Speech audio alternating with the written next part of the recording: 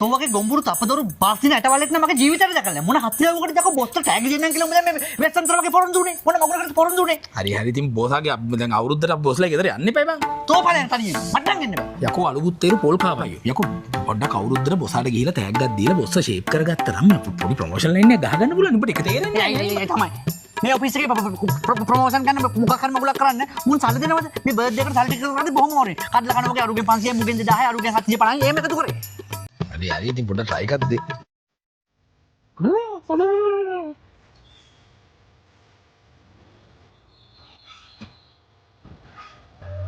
බොසාගේ වෙන්නේ තුඹේ කිට් එක ලස්සනයි කියලා. ඉතින් ප්‍රාදේශීය කලවත් දොත බොසා මේක ලස්සනයි කියලා අපි මේ කරන වැඩේට මොකක් හරි තේරුමක් තියෙනවද? මම මේ ෂර්ට් එක කරලා තමයි මරුවේ. මේ කොහෙන්ද මොකද්ද බ්‍රෑන්ඩ් එක? අනේ බං උඹට මම විහිළුවන්ද කියපන් උදේ මේ වැඩේට අදාළව කතා කරපන් මොන බ්‍රෑන්ඩ් කෙනෙක් ෂර්ට් කෙනෙක් ගත්තද නේ ඔයා? නෑ නෑ කිරි කොස්තරට තොප්පි වෙලෙන්ද යකෝ තෝගේ කිට් එක මරුවේ ඒකයි මං කියන්නේ. ඉතින් ඔහොම එකක් පැක් කරලා දෙමුකෝ බොසාට. පැක් කරලා දෙන්න.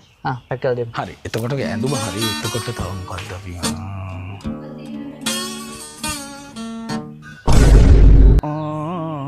මොකද්ද බලුවේ කරලා තියෙන්නේ? ඉතින් ඔබ කිව්වේ පැක් කරන්න කියලා මම පැක් කරා. මේ සපත් දෙක. මේ ෂර්ට් එක. මේ කලිසම මේ එතකොට අනෙක් කලිසම. ඔක්කොම පැක් කරාද? ඔය ඔක්කොම පැක් කරන්න කිව්වේ මම පැක් කරා. හරි හොඳයි.